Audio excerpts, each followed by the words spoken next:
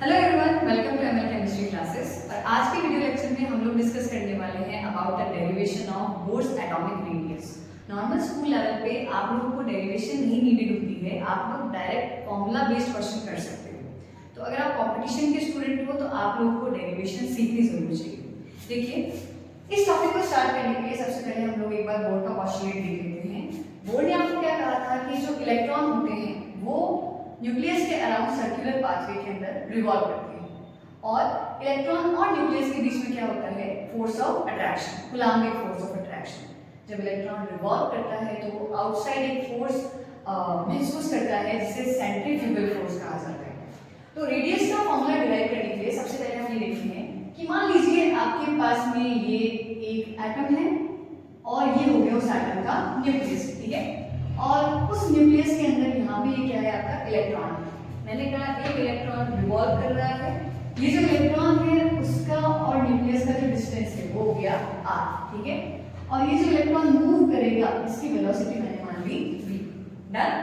अब देखो यहाँ पर क्या है, आपके पास में इलेक्ट्रॉन है, आपके पास में न्यूक्लियस है, दोनों के ऊपर ऑपोजिट चार्जेस है। ऑपोजिट चार्जेस के बीच में क्या लगेगा, फोर्स ऑफ अट्रैक्शन। ये जो फोर्स ऑफ अट्रैक्शन होता है इसे आप क्या बोलते हो, कूलम्बिक फोर्स ऑफ अट्रैक्शन। इसकी वैल्यू कैसे निकालेंगे, तो कूलम्बिक फोर्स ऑफ अट्रैक्शन की वैल्यू निकलेगी k q1 q2 upon r square. हम मान लेंगे हमारे पास में न्यूक्लियस है, यहाँ पे मेरा इलेक्ट्रॉन है, इलेक्ट्रॉन के ऊपर चार्ज हो गया, मैंने कहा E, जिसका वैल्यू आप जानते हो 1.6 × 10⁻⁻⁹ कूलम। मैंने कहा जो मेरे पास एटम है उसका एटॉमिक नंबर है Z। अगर इस एटम का एटॉमिक नंबर Z है तो इसमें नंबर ऑफ प्रोटॉन क्या होंगे, Z के इक्वल होंगे। प्रोटॉन और इलेक्ट्रॉन दोनों के ऊपर चार्ज क्या होता है, सेम। तो जितने नंबर ऑफ प्रोटॉन उसके चार्ज को E से मल्टीप्लाई कर दो, तो यहाँ से मुझे मिल गया Ze चार्ज। मेरे पास ये दो चार्जेस हैं, एक प्लस का और एक माइनस का, और इनके बीच का जो डिस्टेंस है वो क्या हो गया r, ठीक है। तो अब यहाँ से अगर मैं वैल्यू पुट करूँ तो मुझे क्या मिलेगा, force of attraction is equal to k q1 मान लेते हैं ये Ze मल्टीप्लाई बाय q2 क्या हो जाएगा, इलेक्ट्रॉन का चार्ज जो कि हो गया आपका E डिवाइडेड बाय हो गया आपका r स्क्वायर।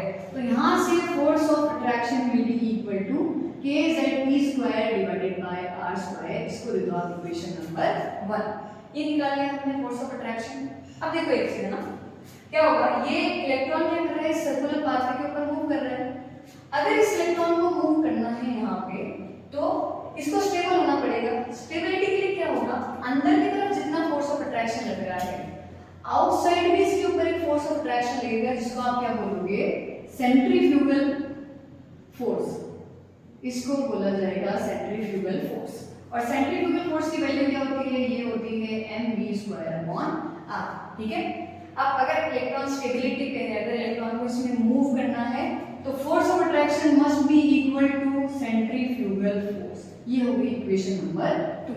तो एक बार मैं दोनों इक्वेशन को इक्वल कर दूं तो यहां से मुझे मिलेगा k Ze² divided by r square which is equal to mv²/r। अब ये r ने इसको मारा, यहाँ पे क्या बचा आपके पास में, k Ze²/r is equal to mv², ठीक है। तो ये मैंने ले लिया क्या, इक्वेशन नंबर 1। डन। अब आप लोग जानते हो बोर्ड के पोस्टुलेट होते हैं। बोर्ड ने क्या बोला था आप लोगों को कि जब भी कोई इलेक्ट्रॉन रिवॉल्व करेगा तो वो कुछ परमिटेड सर्कुलर पाथवे में रिवॉल्व करेगा। ये जो आपके ऑर्बिट ये शेल्स होते हैं, इनका जो मोमेंटम होगा यानी कि mvr that must be equal to integral multiple of h/2y। इसी तरीके से आप डिनोट करते हो। डन।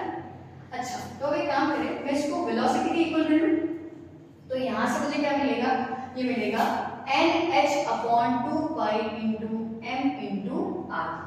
देखो अब एक काम करते हैं, मैं इसका स्क्वायर कर लेती हूं।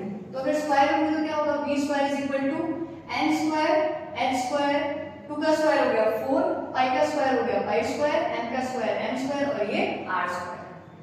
ये होगी इक्वेशन नंबर 3। इसको ले लो इक्वेशन नंबर 4। इक्वेशन नंबर 4 से यहाँ पे वैल्यू पुट कर दो आप, तो यहाँ से आपको क्या मिलेगा, k Ze²/r, m को m रख दो, v² की वैल्यू ये ली, तो यहाँ से आपको क्या मिलेगा, n² h² upon 4π² m² r²। Done. इस r से ये वाला कैंसिल और क्या क्या कैंसिल आउट हो रहा है, एक एम से एम कैंसिल हो गया। अब मुझे चाहिए रेडियस, इस रेडियस को यहाँ ले जाओ, तो यहाँ से मुझे क्या मिलेगा, radius is equal to n square h square divided by 4 pi square mass of electron multiply by k into ze square. अब देखो वेरिएबल थिंग्स क्या है, बोर्ड ने कहा था इनफाइनाइट शेल्स होंगे, तो इलेक्ट्रॉन क्या करेगा, अलग अलग शेल्स के अंदर मूव कर सकता है, तो n वेरिएबल क्वांटिटी होगी। अच्छा, बोर का जो मॉडल है वो मल्टीपल इलेक्ट्रॉन सिस्टम पे अप्लाई नहीं होता, सिंगल इलेक्ट्रॉन सिस्टम पे अप्लाई होता है। तो उसमें आपने पढ़ा था hydrogen, helium plus, lithium plus 2, beryllium plus 3। तो Z भी यहाँ पे क्या होगी, एक वेरिएबल क्वांटिटी होगी। तो मैं इनको बाहर निकालूं तो मैं इसको लिख सकती हूँ R is equal to n square upon Z। अब देखो h प्लैंक्स कांस्टेंट का वैल्यू क्या होता है, प्लैंक्स कांस्टेंट होगा आपका 6.626 into 10 का पावर माइनस का 34 joule into second divided by 4 तो 4 है, पाई का वैल्यू क्या होता है 3.14, इसका कर लेंगे आप स्क्वायर के बोल्ट्जमान कांस्टेंट क्या होगा 9 into 10 की पावर 9 और इलेक्ट्रॉन के ऊपर चार्ज कितना होता है 1.6 into 10 का पावर माइनस का 90 कूलम। जब आप पूरे फॉर्मूला को सॉल्व करोगे तो आपको यहाँ से मिलेगा radius is equal to 0.53 into n square upon z और आपका रेडियस का वैल्यू यहाँ से आने वाला है इसमें एंगस्ट्रॉम। अगर सपोज करो ये वाला जो फॉर्मूला है आप लगाते हो हाइड्रोजन के फर्स्ट शेल के लिए, तो हाइड्रोजन कितने नंबर पे आता है 1, इसका शेल कौन सा हो गया फर्स्ट, ठीक है, ये वैल्यू भी 1, ये भी हो गया 1, तो दोनों इक्वल कितने आएंगे, यहाँ से आ जाएगा r इज इक्वल टू 0.53। इसको बोलते हैं बोर्स रेडियस, जिसको डिनोट करते हैं r नॉट से या a नॉट से। तो इसी फॉर्मूला को मॉडिफाई करके आप कैसे लिख सकते हो कि radius is equal to r naught into n square upon z, ठीक है। अगर आप स्कूल लेवल के स्टूडेंट हो तो ये वाला डायरेक्ट फॉर्मूला लगाओ और नॉर्मल फॉर्मूला बेस्ड क्वेश्चन हो जाएंगे। लेकिन सपोज करो आप इंजीनियरिंग के एग्जाम दे रहे हो तो वहां पे क्या करेंगे, आपको बोलेंगे कि क्या हो अगर हम लोग इलेक्ट्रॉन के चार्ज को डबल कर दे, हाफ कर दे, या फिर क्या हो अगर हम इलेक्ट्रॉन के मास को हाफ कर दे, डबल कर दे, ट्रिपल कर दे। तो ये कंडीशंस आपको आनी चाहिए, तो इसके लिए एटलीस्ट आपको ये वाला फॉर्मूला जरूर लर्न होना चाहिए, एटलीस्ट ये वाला r इज इक्वल टू क्या हो जाएगा n square h square 4 pi square m k z e square. Hope ये वीडियो आप लोगों के लिए हेल्पफुल रही होगी। Thank you so much for watching.